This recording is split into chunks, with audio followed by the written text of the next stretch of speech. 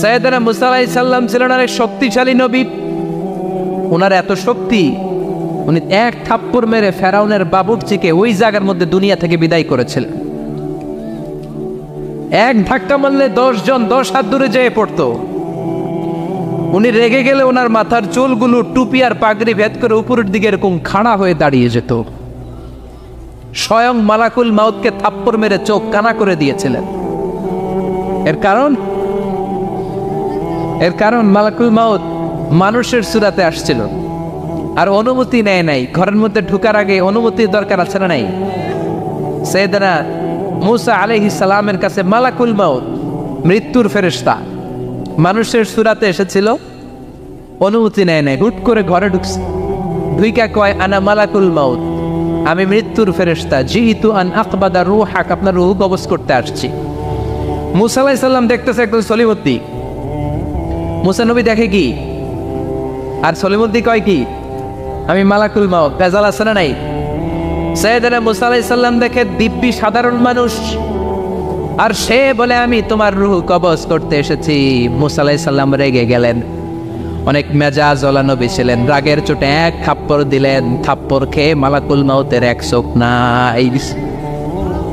বুখারীর বর্ণনা, ফাসাক্কাহু ফাফাকু আইনা, থাপ্পড় মারলেন, চোখ শেষ। মালাকুল মাউত বাঁচার জন্য দিলেন দৌড়। এক দৌড়ে আল্লাহর আদেশে আল্লাহর আরশে চলে গেলেন। যে বলে, মাবুদ এমন নবীর কাছে পাঠিয়েছেন, আরসালতানি ইলা আবদিন লা ইউরিদুল মাউত, এমন বান্দার কাছে পাঠিয়েছে ওই বান্দা মরতে চায় না, খালি মারতে চায়। কি করতে চায়? মরতে চায় না, মারতে চায়। দেখেন কি করছে। আল্লাহ বললেন, ও মালাকুল মাউত, ভুল করছো, সালাম দাও নাই, অনুমতি নাও নাই, মানুষের সূরাতে গেছো, আর নবীও সাধারণ নবী না, মেজাজ ওলা নবী। ঠিক কি না?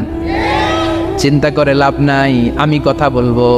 সাইয়েদনা মুসাকে আল্লাহ ডেকে বললেন, ও মুসা, তুমি নাকি মরতে চাও না, খালি মারতে চাও। সাইয়েদনা মুসা বলেন, না মাবুদ, আমি তো চিনি নাই, এটা যে মালাকুল মাউত আমি তো চিনি নাই, চিনলে তো তার গায়ে আমি হাত তোলার সাহস করতাম না। আল্লাহ বললেন, ও মুসা যাও, দাইয়াদাকা আলা মাতনি সাউর, ওই যে একটা গাভী দেখা যায়, ষাঁড় দেখা যায়, ওই গরুর পিঠের উপরে তোমার ডান হাতটা রেখে দাও। সাইয়েদনা মুসা আলাইহিস সালাম গরুর পিঠের উপরে ডান হাত রাখলেন। আল্লাহ বললেন, মুসা, তোমার ডান হাতের নিচে গরুর যতগুলো পশম, প্রত্যেকটা পশমের বিনিময়ে তোমার এক বছর করে হায়াত আমি বাড়িয়ে দিলাম।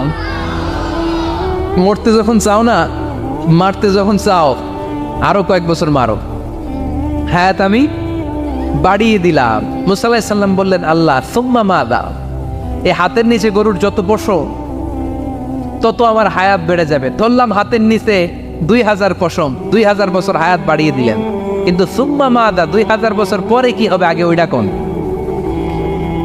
ওই ঝামেলাটা ভাঙের আগে আল্লাহ বললেন, মুসা সুম্মাল মাউত, তারপরে তো তোমাকে মরতেই হবে, এই পৃথিবীতে আসলেই মরতে হয়। কুল্লু নাফসিন যায়িকাতুল মাউত, এই পৃথিবীতে যারা একবার আসবে তাদেরকেই মরতে হবে। ঠিক কি না? সাইয়েদনা মুসা আলাইহিস সালাম বললেন, ফাল আনা, তাহলে আর দেরির দরকার নাই, এখনই আমাকে নিতে বলেন। সুবহানাল্লাহ। মালাকুল মাউত এসে মুসা আলাইহিস সালামের রূহ কবজ করে ফেললেন। এই মুসা আলাইহিস সালামের সাথে সরাসরি আল্লাহর কথা হতো এই তুর পাহাড়ের উপর। সাইয়েদনা মুসা আলাইহিস সালাম আল্লাহর সাথে কথা বলতেন। পৃথিবীতে 4টা আসমানি কিতাব সবচাইতে সেরা।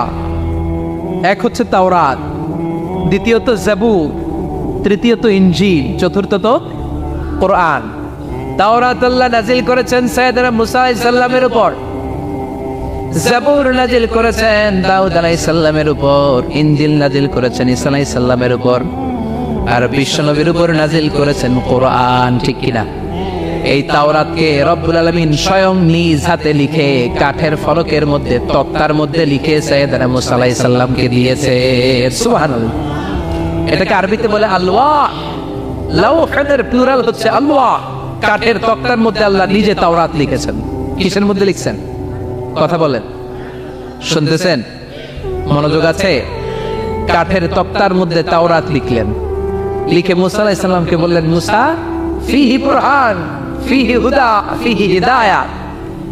এই হচ্ছে তাওরাত কিতাব, আমি নিজ হাতে লিখে দিয়েছি। এর মধ্যে হেদায়েত আছে, এর মধ্যে বরকত আছে, এর মধ্যে বুরহান আছে, দলিল আছে। যাও এই কাঠের তক্তার মধ্যে লেখা তাওরাত কিতাবকে নিয়ে যাও, বনি ইসরাইলের কাছে এই তাওরাত কিতাবের দাওয়াত দাও। সাইয়েদনা মুসা আলাইহিস সালাম ছিলেন এক শক্তিশালী নবী। উনি ভাবলেন অল্প কয়েকটা তক্তা, কাউকে ডাকার দরকার নাই, আমার ভাই হারুন রে লাগবে না, আমি যথেষ্ট। আমার ভাই হারুন রে কষ্ট করে পাহাড়ের উপরে টেনে আনার দরকার নাই, 3-4টা তক্তা আমি নিজেই নিতে পারবো, নিজেই নিতে পারবো মনে করে সাইয়েদনা মুসা আলাইহিস সালাম আল্লাহর লেখা তক্তার উপরে যে তাওরাতের ফলক, এই ফলক ধরে টান দিয়েছে উঠানোর জন্য। আল্লাহ যেহেতু কিতাব দিয়েছে নিয়ে যায়, কিন্তু কি আজীব তামাশা, তক্তা ধরে কাঁধে তুলবে তো দূরের কথা, নাড়াতেই পারে না। সুবহানাল্লাহ, আসতে বলেন, নাড়াতেই পারেন। ওয়াতুরি সিনিন, আল্লাহ বললেন তিন আর জাইতুনের কসম, মানে ফিলিস্তিনের কসম। ওয়াতুরি সিনিন, তুর পাহাড়ের কসম, যেই তুর পাহাড়ের উপরে আমি তাওরাত কিতাব নাজিল করেছি। তাওরাত কিতাবটাকে কাঠের ফলকের মধ্যে লিখে বললেন মুসা নিয়ে যাও। মুসা আলাইহিস সালাম নিতে পারে না, মনে আছে? মনে আছে আপনাদের না ভুলে গেছেন? মুসা আলাইহিস সালাম ধরলেন, নাড়াতে পারেন না, আর কাঁধে তুলবে তো দূরের কথা, নাড়াতেই তো পারেন। এত শক্তিশালী নবী। তাওরাতের যে আলওয়াহুত তাওরাত, তাওরাতের ফলক, এই বাণীগুলো নিয়ে বাণী বাহকের কাজ করবে, বার্তা বাহকের কাজ করবে, বনি ইসরাইলের কাছে এই পয়গাম পৌঁছে দিবে, কিন্তু তুলতেই তো পারে না। আল্লাহর ডেকে বলে, আল্লাহ পারি না। আল্লাহ বললেন ট্রাই করো, ট্রাই এগেইন, আবার চেষ্টা করো, দেখো না পারো কিনা। হাবিল সাইয়েদনা মুসা আলাইহিস সালাম ভাবলেন এই দিক দিয়ে পারি না, ওই দিক দিয়ে ধরলে মনে হয় পারবো। এবার তক্তার ওই পাশ দিয়ে নাড়াচাড়া শুরু করছে, ওই দিক দিয়েও পারে না। এবার ভাবলেন এক কাজ করি, মাঝখান দিয়ে দেখি নাড়াতে পারি কিনা। সাইয়েদনা মুসা আলাইহিস সালাম কাঠের তক্তাগুলোর মাঝখান দিয়ে ধরলেন, টান দিলেন, কিন্তু তক্তা নড়ে, নাড়ানোই যায় না, কাঁধে তুলবে তো দূরের কথা। সাইয়েদনা মুসা আলাইহিস সালাম অপরাধ হয়ে আল্লাহর ডেকে বললেন, ও বাবু পারি না। আল্লাহ আসলে চাচ্ছে মুসা যেন বলে পারি না। মুসা পারে না এটা শুনতে আল্লাহর বড় মনে চায়। সুবহানাল্লাহ কইবেন না? কারণ সব জায়গায় উনি পারে আর মারে। আজকে সাইয়েদনা মুসা আলাইহিস সালামের কণ্ঠে আল্লাহ শুনতে চায়, আল্লাহ আমি অপারগ, আমি পারি না। সাইয়েদনা মুসা আলাইহিস সালাম বলে, আল্লাহ সাইয়েদনা জিবরাইলকে যদি বলেন আমারে যদি একটু সাহায্য করে, আমার কাঁধে তুলে দিলে আমি নিয়ে বাড়িতে যাব। সাইয়েদনা জিবরাইলকে একটু বলেন। আল্লাহ বললেন, যাও জিবরাইল, হেল্প আউট মুসা, মুসা আলাইহিস সালামকে সাহায্য করো। এবার সাইয়েদনা মুসা আলাইহিস সালাম বললেন এইদিকে, সাইয়েদনা জিবরাইল বললেন এইদিকে। দুইজন মিলে তাওরাত লেখা কাঠের তক্তাগুলো উঠাতে চাইলেন, কিন্তু কি আজীব তামাশা, সাইয়েদনা জিবরাইলও পারে না। সাইয়েদনা মুসা আলাইহিস সালাম বললেন, ও ভাই জিবরাইল, চলো জায়গা চেঞ্জ করে তুমি এদিক দিয়ে ধরো, আমি ওই দিকে ধরি, আবার জোরসে টান মারো। দেশ গ্রামে কয় না জোরসে টান, এইও সিস্টেমে দুইজন মিলে টানে, কিন্তু নাড়াতেই পারে না। আগে তো হাতে নিবে, তারপরে কাঁধে তুলবে, দুইজনেও পারে না।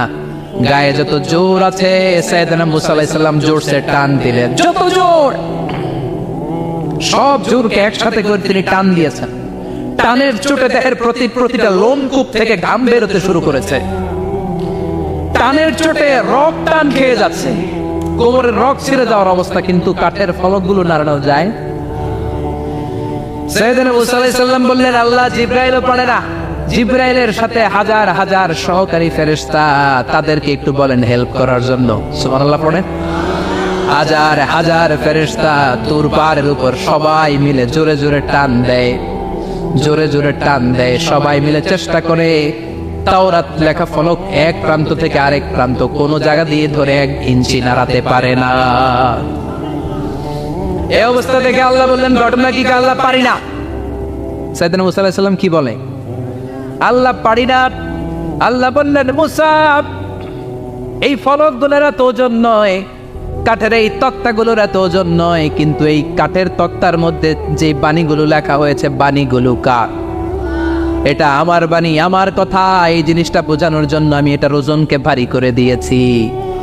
এবার জিব্রাইলের সহকারী ফেরেশতা লাগবে না, জিব্রাইলের সহযোগিতা লাগবে না, তোমার গায়ে আমি যেই জোর দিয়েছি টান দিয়ে দেখো সবগুলারে কাঁধে তুলে নিতে পারবা। সাইয়েদনা মুসা আলাইহিস সালাম এবার বিসমিল্লাহ বলে সব গিমি তাওরাত লেখা কাঠের তক্তাগুলো কাঁধে নিয়ে এক দৌড়ে বাড়ি। আল্লাহু আকবার। যেই পাহাড়ের উপর এই তক্তা টানাটানির ঘটনা ঘটেছে পাহাড়টার নাম, এজন্য আল্লাহ বললেন ওয়াত্তিনি ওয়াজ্জাইতুনি ওয়া তুরি সিনিন ওয়া হাযাল বালাদিল আমিন। তিন আর জাইতুনের কসম, তুর পাহাড়ের কসম। আবার তুর পাহাড়ের মধ্যে নূরের তাজাল্লি দিয়েছে কে? ফালাম্মা তাজাল্লা রাব্বুহু জাআলাহু দাক্কান ওয়া খাররা মূসা সাইকা। সাইয়েদনা মুসা আলাইহিস সালাম বললেন আল্লাহ তোমাকে দেখতে চাই। আল্লাহ বললেন দেখতে পারবে না, পাহাড়ের দিকে তাকাও, পাহাড়ের মধ্যে নূরের তাজাল্লি দেব, যদি পাহাড় টিকে যায় তাহলে দেখতে পাবা। আল্লাহ যখন তুর পাহাড়ের উপর তাজাল্লি মেরেছেন, পাহাড় ভেঙে খান খান হয়ে যায়, সাইয়েদনা মুসা আলাইহিস সালাম বেহুশ হয়ে যায়। এই বেহুশ হওয়ার ঘটনা আর পাহাড় জ্বলে ছাই হওয়ার ঘটনা যেখানে ঘটেছে, ওই পাহাড়টার নাম জোরে বলেন। ওই তুর পাহাড়ের কসম কেটেছে কে? ওয়াতুরি 2285 মিটার উঁচু, অনেক উঁচু পাহাড়।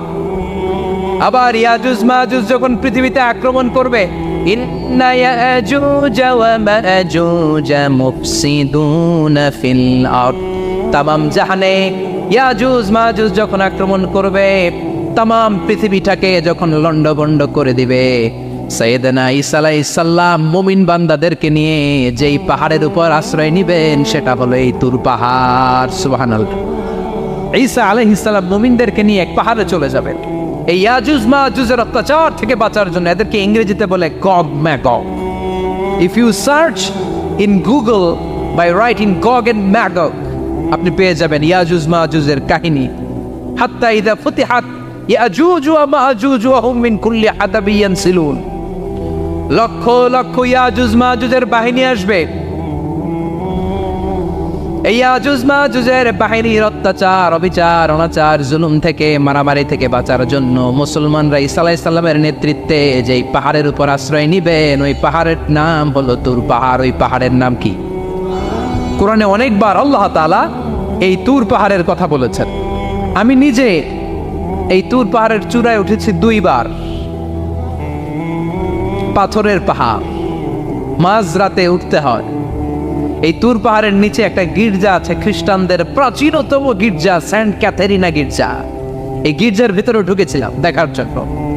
এটা পবিত্র জায়গা। মুসা আলাইহিস সালাম যখন যাচ্ছিলেন, আল্লাহ বলেন ফাখলা'না আলাইক ফাখলা'না আলাইকা ইন্নাকা বিল ওয়াদিল মুকাদ্দাসি তুয়া। শুজ অফ, জুতা খুলে ফেলো। মুসা জুতা খুলে ফেলো। ইন্নাকা বিল ওয়াদিল মুকাদ্দাসি তুয়া। You are in a very holy valley, very sacred valley. একটা পবিত্র উপত্যকায় তুমি এসেছো। এর চাইতে উন্নত এবং পবিত্র উপত্যকা আমি মহাবিশ্বে কোথাও সৃষ্টি করি নাই। চিল্লায় পড়েন সুবহানাল্লাহ। মাঝরাতে এই তুর পাহাড়ে উঠতে হয়, ব্যাকপ্যাক নিয়ে যেতে হয়, সেখানে পানি টানি খাবার দাবার নিয়ে ওঠা লাগে। 3-4 ঘন্টা লাগে উঠতে, নামতে আবার 3-4 ঘন্টা। সকালে 10টা-11টার পরে আর তুর পাহাড়ে থাকা যায় না, কারণ আমাদের বাংলাদেশের পাহাড়গুলো মাটির পাহাড়, তুর পাহাড় হচ্ছে পাথরের পাহাড়। পাথরের পাহাড়ে যখন সূর্যের আলো লাগে, পাথরের পাহাড় গরম হয়ে যায়।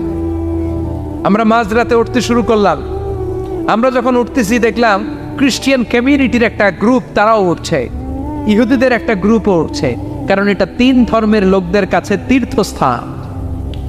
এই তুর পাহাড়ের চূড়ায় ছোট্ট একটা মসজিদ আছে, 7-8 জন নামাজ পড়া যায়। খ্রিস্টানদের একটা গির্জা আছে, ইহুদিদের একটা সিনাগগ আছে। ফজরের সময় উঠলাম, পুরো সিলসিলাতুল জিবা তুর পাহাড় দেখলাম। অবাক হলাম, এই পাহাড়ে বিশ্বনবী মেরাজের রাতে নেমে দোয়া করেছেন, ঠিক কিনা? এই পাহাড়ে ঈসা আলাইহিস সালাম মুমিনদেরকে নিয়ে ইয়াজুজ মাজুজের আক্রমণ থেকে বাঁচার জন্য আশ্রয় নেবেন। এই তুর পাহাড়ের কসম কোরআনের ভেতরে কেটেছে কে? এজন্য আল্লাহ বললেন ওয়াত্তিনি ওয়াজ্জাইতুনি ওয়া তুরি সিনিন ওয়া হাযাল বালাদিল আমিন। তিন আর জাইতুনের কসম, ওই মিশরের তুর পাহাড়ের কসম, ওয়া হাযাল বালাদিল আমিন, এই নিরাপদ শহরের কসম। শহরটার নাম কি? কি নাম? এই নিরাপদ শহর দ্বারা আল্লাহ বুঝিয়েছে মক্কা, না ফিলিস্তিন না। ফিলিস্তিন হচ্ছে প্রথমটা, কিন্তু হাযাল বালাদিল আমিন, এই নিরাপদ শহর দিয়ে আল্লাহ বুঝিয়েছেন মক্কা শহরকে। চিৎকার করে বলবেন কোন শহর? মক্কা শহর। এই মক্কা শহরের আগের নাম বাক্কা। মক্কার আগের নাম কি? জোরে বলেন, আরো জোরে। ইন্না আউওয়ালা বাইতিন উদিআ লিন-নাসি লাল্লাযী বিবাক্কাতা মুবারাকা হুদাল লিল আলামিন, নিশ্চয়ই পৃথিবীর সর্বপ্রথম ঘর যেই শহরের মধ্যে আমি আল্লাহ স্থাপন করলাম, শহরটার নাম হলো বাক্কা শহর। কি শহর? এই বাক্কা পরে চেঞ্জ হয়ে হয়েছে মক্কা। আল্লাহু আকবার। তার মানে আজকে জানলেন মক্কা শহরের আগের নাম হলো বাক্কা। আগের নাম কি? মক্কা শহরে অনেক হোটেল আছে, ওই হোটেলের নাম ফুন্দুক বাক্কা। দেখছেন? ফুন্দুক বাক্কা মানে বাক্কা হোটেল। এই বাক্কা হচ্ছে মক্কার আগের নাম, মনে থাকবে। আল্লাহ বললেন হাযাল বালাদিল আমিন, এই নিরাপদ শহরের কসম, এই শহরের চেয়ে নিরাপদ শহর পৃথিবীর মধ্যে। ইউসাউইরুকুম ফিল আরহামি কাইফা ইয়াশা লা ইলাহা ইল্লা হুয়াল আজিজুল হাকিম, তিনি হলেন এমন সত্তা যিনি মায়ের পেটে থাকা অবস্থায় তোমাদের চেহারার ডিজাইন করে দিয়েছে। চিল্লায় বলেন সুবহানাল্লাহ। তাহলে চারটা কসম কেটে আল্লাহ যে দামি কথাটা বললেন, লাকাদ খালাকনাল ইনসানা ফি আহসানি তাকওয়িম, সুন্দর আকৃতিতে তৈরি করেছি। এজন্য সুন্দর চেহারাটা নিয়ে যখন আয়নার সামনে দাঁড়াবেন, তখন আপনি আয়নার দোয়া পড়বেন আল্লাহুম্মা হাসসানতা খালকি ফাহসিন খুলুকি। বিশ্বনবীর চেহারা সুন্দর বেশি না কম? জোরে বলেন। চাঁদের চেয়ে সুন্দর তুমি নবী আমার কামলিওয়ালা, চাঁদের চেয়ে সুন্দর তুমি নবী আমার কামলিওয়ালা, দু জাহানের বাদশা তুমি প্যারা নবী সাল্লাল্লাহু আলা, দু জাহানের বাদশা তুমি প্যারা নবী সাল্লাল্লাহু আলা, চাঁদের চেয়ে সুন্দর তুমি নবী আমার কামলিওয়ালা। সুবহানাল্লাহ। বিশ্বনবীর চেহারাটা বড় সুন্দর ছিল। এত সুন্দর চেহারার মানুষ পৃথিবীতে দ্বিতীয়টা নাই। ওই চেহারা নিয়ে বিশ্বনবী আয়নার সামনে যখন দাঁড়াতেন, উনি বলতেন আল্লাহুম্মা হাসসানতা খালকি ফাহসিন খুলুকি। এর মানে হলো, আল্লাহ আমার চেহারাটা আপনি যেমন সুন্দর করেছেন, আমার চরিত্রটাও সুন্দর করে দিয়ে। This is the attitude. এটাকে বলা হয় attitude. What a marvellous amazing attitude he belongs. বিশ্বনবীর কি সুন্দর অ্যাটিটিউড ছিল। সুন্দর চেহারা নিয়ে আয়নার সামনে দাঁড়িয়ে তিনি বলতেন, আল্লাহ আমার চেহারাটা যেমনি সুন্দর করেছো, আমার চরিত্রটাকেও সুন্দর করে দাও। আমার বাহিরটা যেমন সুন্দর, আল্লাহ আমার ভেতরটারেও সুন্দর করে দিও। পড়েন আমিন। এই আয়নার দোয়া পারেন তো? আয়নার সামনে দাঁড়ায় এই দোয়া পড়েন তো? নাকি বলেন আয়না বসাইয়া দিও কলবের ভিতর? এগুলো বলবেন? পড়েন আল্লাহুম্মা হাসসানতা খালকি ফাহসিন খুলুকি, আল্লাহুম্মা হাসসানতা খালকি ফাহসিন খুলুকি।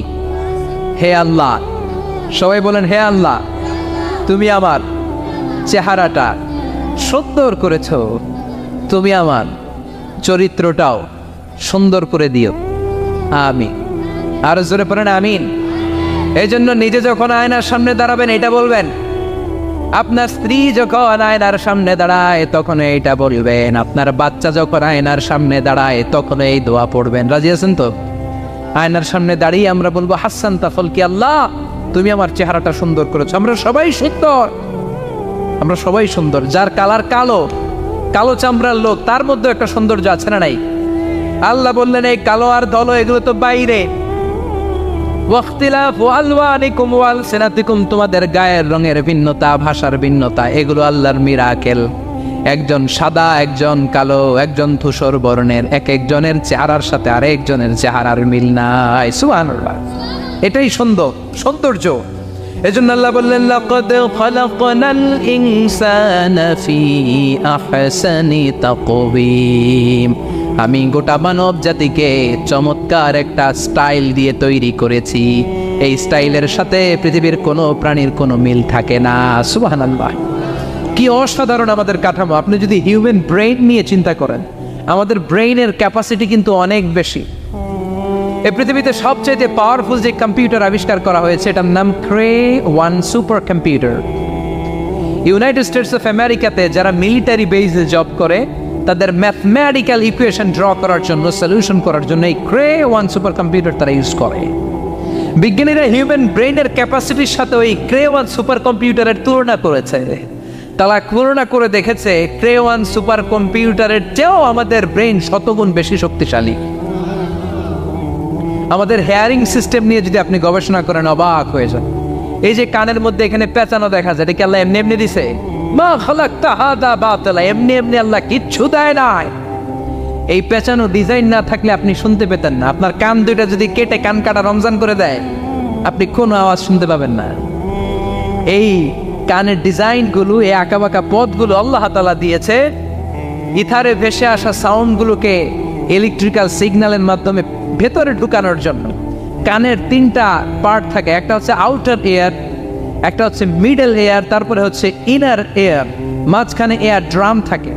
এই আউটার এয়ার থেকে, মিডল এয়ার থেকে, তারপরে ইনার এয়ারে ইলেকট্রিক্যাল সিগন্যাল দিয়ে বাতাসে ভেসে আসা এই সাউন্ডের ওয়েভগুলো, এই তরঙ্গগুলোকে ইলেকট্রিক্যাল সিগন্যাল দিয়ে ট্রান্সমিট করে ব্রেইনের হেয়ারিং নার্ভের কাছে পাঠিয়ে দেয়। এই সূক্ষ্ম কাজগুলো হতে আসলে অনেক সময় লাগে, কিন্তু 1 সেকেন্ডের মধ্যে আমি বলছি আর আপনারা সেকেন্ডে শুনছেন। চিল্লা এখন সুবহানাল্লাহ। আবার কান যেখানে রাখা দরকার আল্লাহ ওইখানে রাখলেন, চোখ দুইটা যেখানে দেয়া দরকার ওইখানে দিলেন, নাক যেখানে দেয়া দরকার ওইখানে, মুখ যেখানে দেয়া দরকার। এর চেয়ে সুন্দর করে কি আর তৈরি করা যেত? নাক এইখানে না রেখে অন্য জায়গায় সেট করলে কি বেশি সুবিধা হতো? নাক যদি পেছনে থাকতো, খাওয়ার সময় খাবারটা বাসি না ভালো এটা ঘ্রাণ নেয়ার জন্য সব সময় খাবার পেছনে নিয়ে ধরা লাগতো, ঠিক কিনা? তার মানে নাক এই জায়গায় রাখাতে সুবিধা হয়েছে না? সুবহানাল্লাহ কইবেন না? কি সুন্দর মুখটা দিলেন, হ্যাঁ, কি সুন্দর চোখ দিলেন। এই কান দিয়ে আমরা শুনি, দেখেন কানের সেটিংটা কত সুন্দর।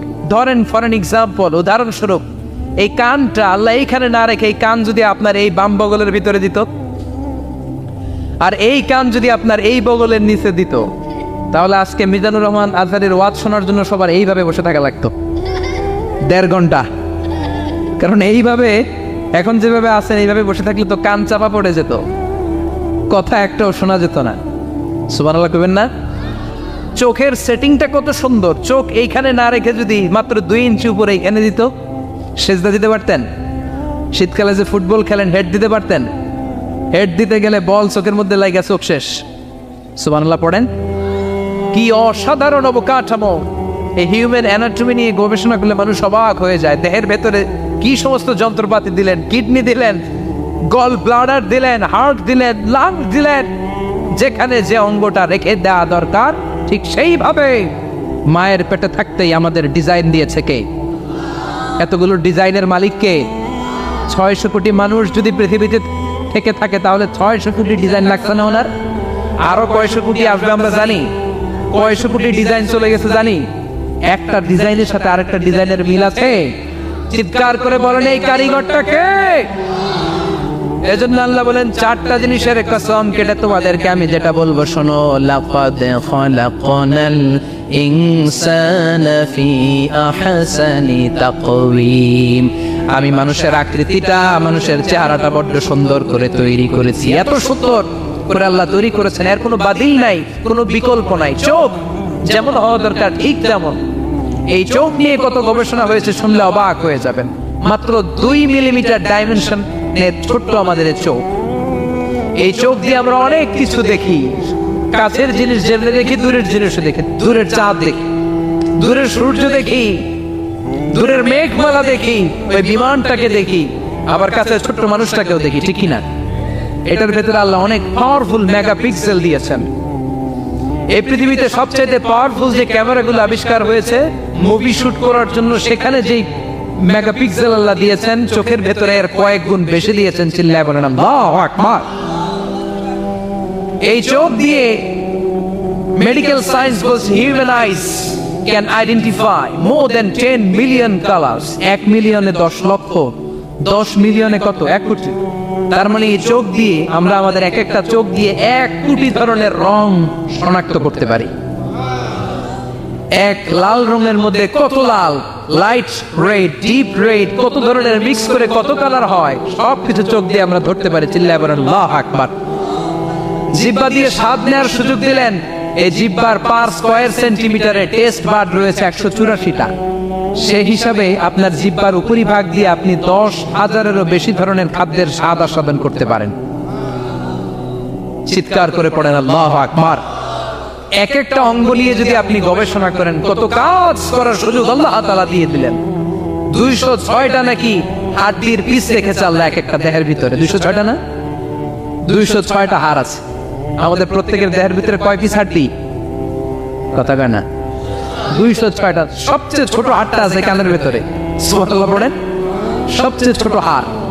এক একটা অঙ্গ কত সুন্দর এরকম বেন্ড করা যায়, হাত পা নাড়ানো যায়, এইখানে একটা টুইস্ট করা যায়, এইখানে টুইস্ট করা যায়, আবার কবজি টুইস্ট করা যায়, আবার এইখানে এক একটা আঙ্গুলে কতগুলো টুইস্ট করা যায়।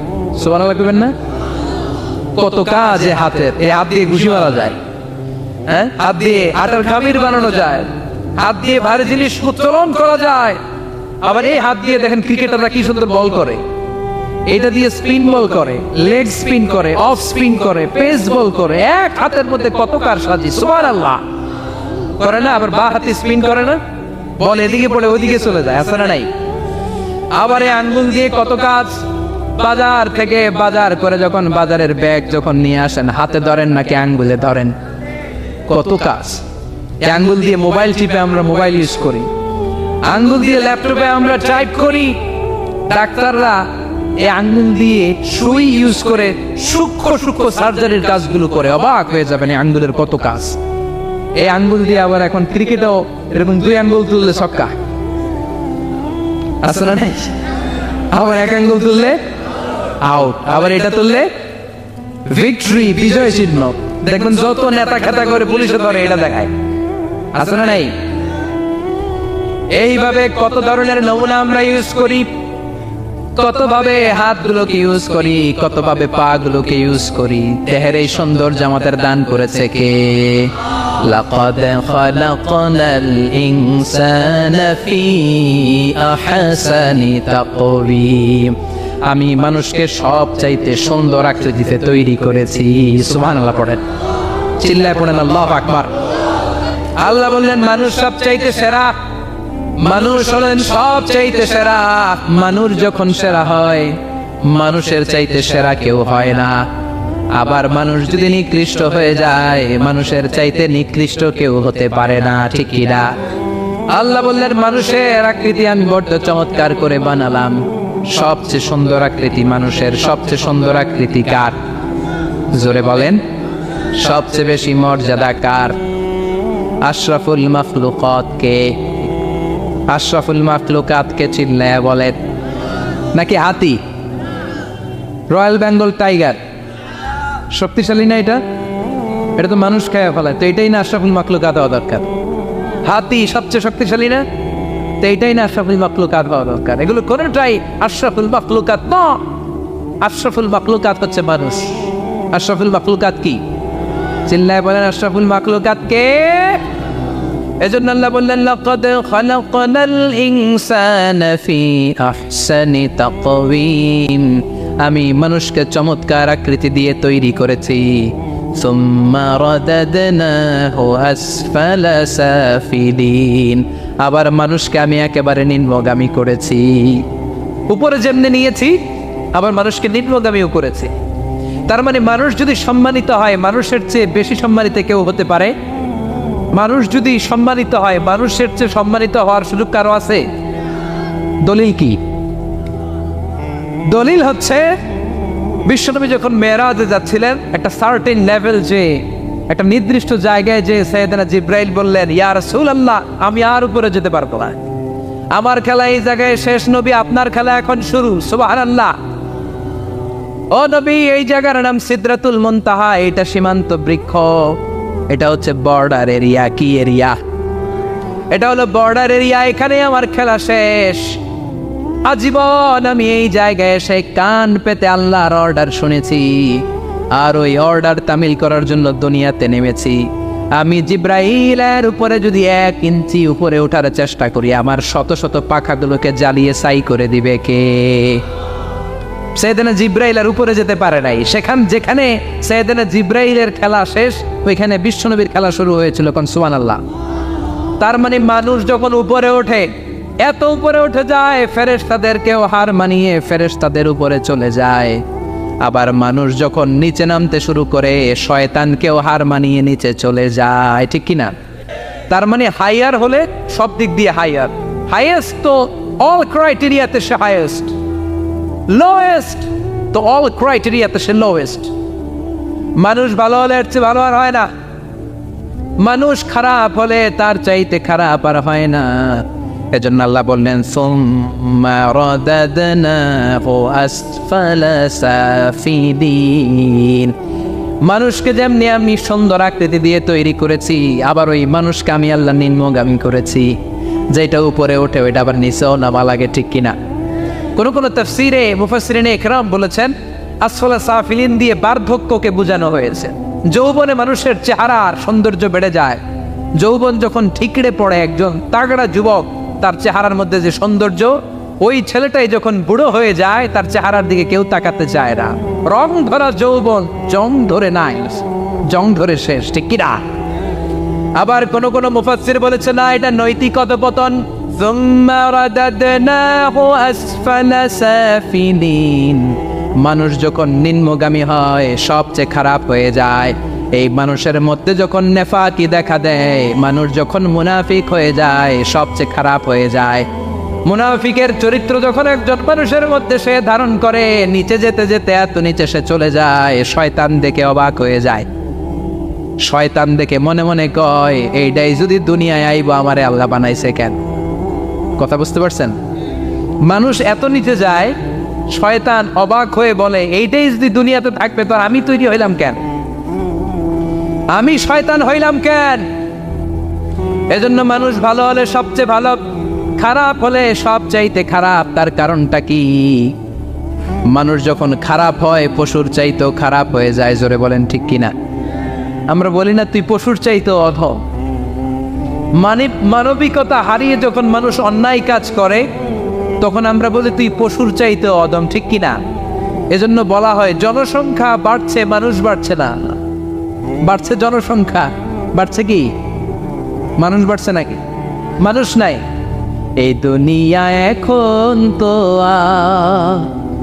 সেই দুনিয়া নাই, মানুষ নামের মানুষ আছে, দুনিয়া বোঝায়। সেই মানুষের ভিড়ে আমার আসল মানুষ নাই।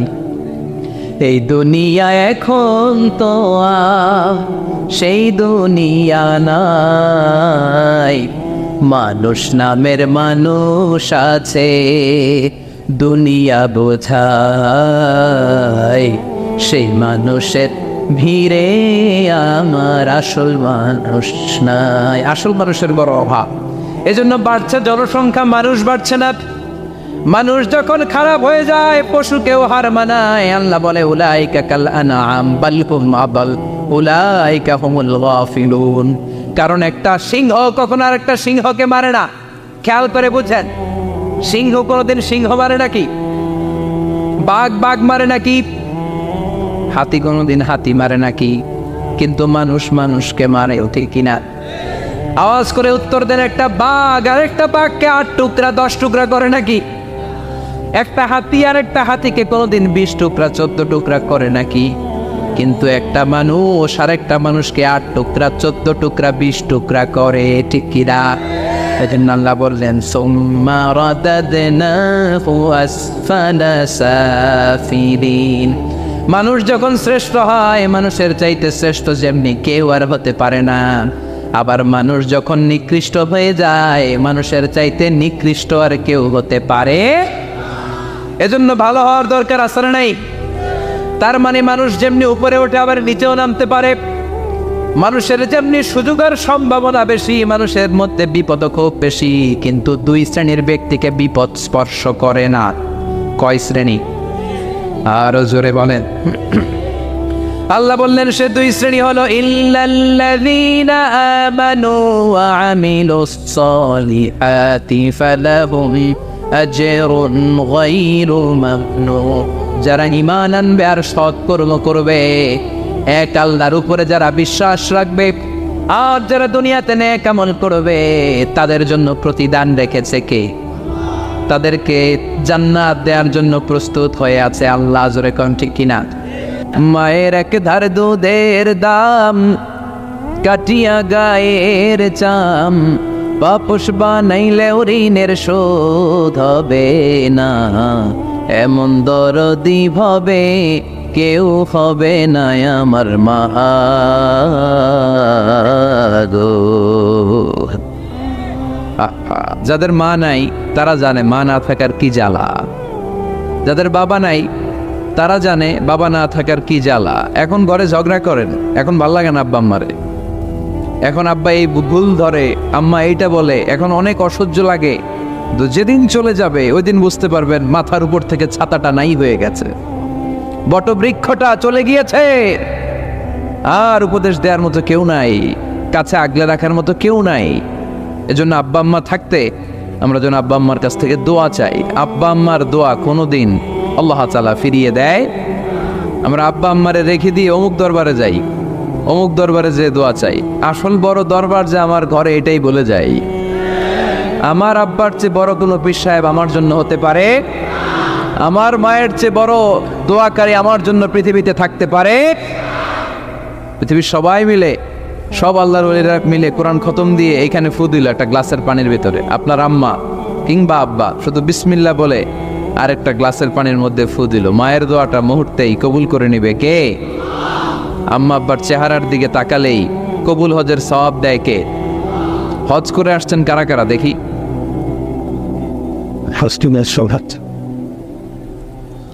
অনেক হাজি সাহেবান আছে মাশাআল্লাহ, হাত নামান। এই যে 3 লক্ষ 4 লক্ষ টাকা খরচ করে হজ করে আসলেন, আপনার হজটা আল্লাহর কাছে গ্র্যান্টেড, কবুল হয়েছে, এরকম কবুল হয়েছে এই মর্মে হাত তুলতে পারবেন কে কে দেখি? হুজুর আমি নিশ্চিত আমারটা কবুল হয়েছে। নাই, কারণ কবুল করার মালিক কে? আমরা কামনা করি সব হাজি সাহেবদের হজ কবুল হোক। আমি হজ করেছি 2018 সালে, আমরা কামনা করি আমাদের হজ উমরাগুলো কবুল হোক, কিন্তু হাত তুলে বলা যাবে হুজুর আমারটা কবুল হইছেই, বলা যাবে? হইতেও পারে, নাও হইতে পারে। হাজি সাহেব লেখার জন্য, আল হাজ লাগানোর জন্য অনেকে যায়, আছে না নাই? তাওয়াফুল ওয়াদা একটা তাওয়াফ আছে, বিদায়ী তাওয়াফ। কি তাওয়াফ?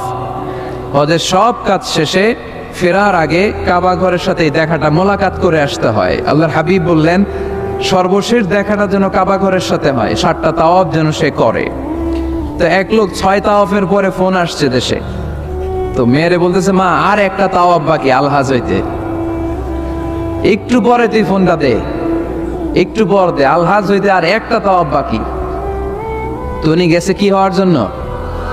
আলহাজ হওয়ার জন্য। নামের আগে আলহাজ লাগাবেন না। কেউ যদি আপনারে বলে হাজি সাহেব বলুক, কিন্তু আমি হজ করছি একজনকে দেখানোর জন্য, তিনি কে? আল্লাহ। এজন্য ইখলাসটা বড় জরুরি। লোক দেখানো মনোভাব আমাদের সবকিছুকে ধ্বংস করে দেয়। তো যারা হজ করেছেন কেউ কিন্তু হাত তুলতে পারলেন না যে হুজুর আমি 100% কনফার্ম যে আমার হজটা কবুল হয়েছে, কিন্তু আল্লাহর হাবিব বলেন রহমতের নজরে তোমার আব্বা আম্মার চেহারার দিকে যদি একবার তাকাও, মুহূর্তেই একটা কবুল হজের সওয়াব তোমার আমল নামে আল্লাহ দিয়ে দিবে। চিল্লায় পড়েন আল্লাহু আকবার। এজন্য আব্বা আম্মা থেকে দোয়া নেওয়ার দরকার আছে না নাই? দোয়া চাইবেন, দোয়া চাইবেন। মায়ের মর্যাদা অনেক বেশি, বাবার চেয়ে 3 গুণ বেশি, কমসে কম। কয় গুণ বেশি? মা মা মা, তারপর বাবা, 3 বার মা। কয়বার মা? 1 বার বাবা। তার মানে মাকে ইসলাম দিয়েছে স্বর্ণ পদক, দিয়েছে রৌপ্য পদক, দিয়েছে ব্রোঞ্জ পদক, আর বাবাকে দিয়েছে সান্ত্বনা পুরস্কার। আমরা এটা নিয়েই খুশি, ঠিক কিনা? তাহলে মাকে 3টা পুরস্কার, স্বর্ণ পদক ও মা, রৌপ্য পদক মা, ব্রোঞ্জ পদক মা, বাবারে দিছে কি সান্ত্বনা পুরস্কার। এজন্য মায়ের মর্যাদা বেশি। লাউ কাতাআতা জিলদাক, চামড়া কেটে যদি মায়ের পায়ের জুতা বানিয়ে দাও। ছোটবেলা যে মায়ের বুকের দুধ খেয়েছো, আল্লাহর হাবিব বললেন এক ঢোক দুধের শোধ আদায় হবে না, ঠিক কিনা? অনুরূপ ভাবে মুসাফিরের দোয়া আল্লাহ ফিরিয়ে দেয় না। সফরে বেরোলেই দোয়া করবেন, পারবেন? মনে থাকবে? এখান থেকে ঢাকা যান না আপনারা, আনতা মুসাফির, এখান থেকে ঢাকা গেলে আপনি মুসাফির, দোয়া করা শুরু করে দিবেন। যদি জুলুমের শিকার হন, মাজলুম, ইত্তাকু দাওয়াতাল মাজলুম, আল্লাহর হাবিব সাল্লাল্লাহু আলাইহি ওয়াসাল্লাম বললেন মজলুমের বদদোয়াকে ভয় করো, কারণ মজলুমের বদদোয়া আর আল্লাহর আরশের মাঝখানে আল্লাহ কোনো পর্দা রাখে না। দোয়া করতে দেরি, এই দোয়া কবুল করে নেয় কে? মজলুমের দোয়া আল্লাহ তাআলা কবুল করে। এজন্য আব্বা আম্মার কাছ থেকে যেন আমরা বেশি বেশি দোয়া নিতে পারি, আল্লাহ তুমি তৌফিক দাও। দোয়া চাওয়াও সুন্নাহ, দোয়া করাও সুন্নাহ, বুঝতে পেরেছেন? দোয়া নিজের জন্যও করবেন, অন্যের জন্যও করবেন। রাজি আছেন তো? অনেকে বলে হুজুর আমার দোয়া আমি করব, আমি আরেকজনের জন্য করব কেন?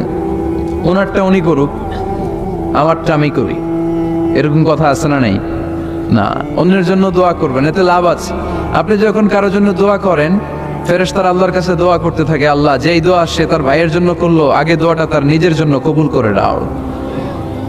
মা মিন মুসলিম ইয়াদউ লিআখিহিল মুসলিম বিযাহরিল গায়ব ইল্লা ক্বালাল মালাক ওয়ালাকা বিমিসলিন।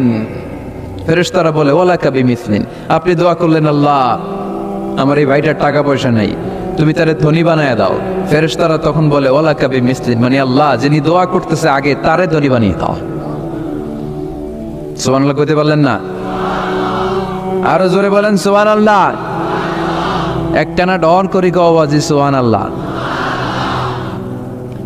আপনার ভাই অসুস্থ, আপনি দোয়া করলেন আল্লাহ আমার ভাইটা অসুস্থ, তারে তুমি সুস্থ করে দাও। ফেরেশতারা বলে ওয়ালাকা বিমিসলিন, মানে আল্লাহ যিনি দোয়া করতেছে তার কোনো রোগ বালাই থাকলে আগে তারে সুস্থ করে দাও। তাই জন্য অন্যের জন্য দোয়ার দরকার আছে না নেই? আল্লাহর হাবিব সাল্লাল্লাহু আলাইহি ওয়াসাল্লাম বললেন দোয়া মুখুল ইবাদা, দোয়া হচ্ছে ইবাদতের নির্যাস। নামাজ পড়লেন, রোজা রাখলেন, যাকাত দিলেন, কিন্তু দোয়া করলেন না, আপনি মিস করলেন, ঠিক কি না? আরেক বর্ণনায় এসেছে আদ-দুআ হুয়াল ইবাদা, দোয়াটাই নাকি ইবাদত। দোয়া যে পড়তেছেন এটাই ইবাদত, আওয়াজ করে পড়তে হবে আল্লাহু আকবার। এজন্য প্রতিটা সালাতে যখন আমরা নামাজে দাঁড়াই, যখন মুসল্লায় দাঁড়াই, আমরা যখন সূরাতুল ফাতিহা পড়ি, এর মধ্যে আল্লাহ একটা দোয়া শিখিয়েছেন, পড়েন ইহদিনাস সিরাতাল মুস্তাকিম, ইহদিনাস সিরাতাল মুস্তাকিম। ও আল্লাহ, show us the right path, show us the correct path। আল্লাহ আমাদেরকে সহজ সরল সোজা পথ দেখান। আল্লাহর হাবিব সাল্লাল্লাহু আলাইহি ওয়াসাল্লাম একবার খেজুর গাছের ডাল দিয়ে মরুভূমিতে একটা টান মারলেন, সোজা একটা টান, আর ডানে বায়ে অনেকগুলো দাগ কাটলেন। আল্লাহর হাবিব বললেন ডানের ছোট ছোট রাস্তাগুলো শয়তানের রাস্তা, ওরা হাতছানি দেয়। আসো নাচের অনুষ্ঠানে আসো, গানের অনুষ্ঠানে আসো, মদের আড্ডাখানায় আসো, জুয়া খেলাতে আসো, ওইদিকে যাওয়া যাবে না। মুমিনের রাস্তাটা সোজা, এটা সিরাতুল মুস্তাকিম। এই রাস্তায় যদি একবার উঠে যান, ডানে বায়ে কোনো মোড় নাই, খালি চলবে, খালি চলবে, ইউটার্ন নাই, কোনো চৌমুহনী নাই। এই রাস্তা শুরু হয়েছে দুনিয়াতে, এই রাস্তার শেষ মাথা ঢুকে গিয়েছে জান্নাতে। এজন্য প্রতিদিন সালাতে আমরা পড়ি আল্লাহ তুমি আমাদেরকে সরল সঠিক পথ দেখাও। আমরা যদি কোনোদিন রাস্তা হারিয়ে ফেলি, আমাদেরকে রাস্তা দেখায় কে? আমি যদি কোনোদিন পথ ভুলে যাই, হাত ছানি দিয়ে কাছে নিও, মমতার বন্ধনে আমায় বেঁধে সব ভুল ক্ষমা করে দিও। পড়েন আমিন। এজন্য সালাতের মধ্যে দোয়া আসরা নাই। প্রতিদিন আমরা দোয়া করি, দোয়াটা পড়ি, কিন্তু অর্থ বুঝি না। এর চাইতে দামি দোয়া হতে পারে ইহদিনাস সিরাতাল মুস্তাকিম, আল্লাহ সিরাতুল মুস্তাকিমের পথ দেখাও, সোজা পথ। এই জন্য দোয়ার গুরুত্বের কোনো শেষ নাই, এটা অনেক গুরুত্বপূর্ণ। কি সুন্দর ইসলাম, হোয়াট এ প্রাইভেসি ইন ইসলাম, কত সুন্দর প্রাইভেসি ইসলাম আমাদেরকে শিখিয়েছে। আপনি ঘরে ঢুকবেন, অনুমতি নিয়ে ঢুকবেন। কার কথা? এক সাহাবী বললেন নবী আমার ঘরে 2 ঘর। কয়টা?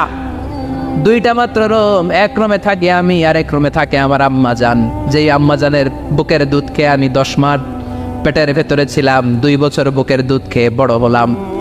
আমার আম্মা জান থাকে এক রুমে, আমি থাকি আর এক রুমে। ও নবী, আমার মায়ের রুমে ঢোকার আগেও কি অনুমতি নেওয়া লাগবে নাকি? বিশ্বনবী বললেন, ও সাহাবা, আতুহিব্বু আন তারাহা উরিয়ানা, do you like to see your father naked? তুমি কি তোমার মাকে নেকেড দেখতে চাও? তুমি কি তোমার মাকে উলঙ্গ দেখতে চাও? সাহাবী বললেন, কাল্লা, কখনোই না। বিশ্বনবী বললেন, ইদান তাস্তাদিন, তোমার মাকে যদি উলঙ্গ দেখতে না চাও তাহলে অবশ্যই অবশ্যই অবশ্যই তোমার মায়ের ঘরে ঢোকার আগে অনুমতি নিয়ে ঢুকবা। সুবহানাল্লাহ। মায়ের ঘরে ঢোকার আগে অনুমতি নিতে হবে। তাহলে ভাইয়ের ঘরে, বোনের ঘরে, ভাবির ঘরে, হ্যাঁ, ঢুকাই যাবে না। ভাবির ঘরে ঢোকা যাবে? কারো ঘরে ঢোকার আগে অনুমতি নিতে হবে। এটাকে বলে প্রাইভেসি। ইসলামী প্রাইভেসিকে গুরুত্ব দেয়। কারণ আপনি হয়তো এমন একটা সময় চলে যাবেন ঘরের ভিতরে, ঘরের ভেতরে আপনার আম্মা ওই সময় হয়তো হালকা পোশাক পরে, সিম্পল কোনো কাপড় পরে শুয়ে আছে, ঠিক কিনা?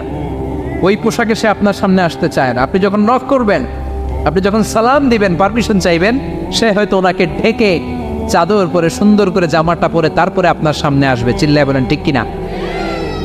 এজন্য অনুমতি নিয়ে ঢোকা ফরজ। কারো ঘরে যখন যাবেন আগে সালাম দিবেন, 3 বার সালাম দিবেন। 3 বার সালাম দেওয়ার পরে যদি উত্তর না পাওয়া যায় চলে যাবেন। কার কথা মানতে রাজি আছেন তো? এগুলো মানি না, এই জন্যই ঘরে অশান্তি, ফ্যামিলিতে অশান্তি, চোখের হেফাজত নাই, নজরের হেফাজত নাই। এই নজরের লাগাম যদি টেনে ধরতে পারেন, ফ্যামিলির 50% সমস্যা এমনিই চলে যাবে। চিল্লা এখন ঠিক কিনা?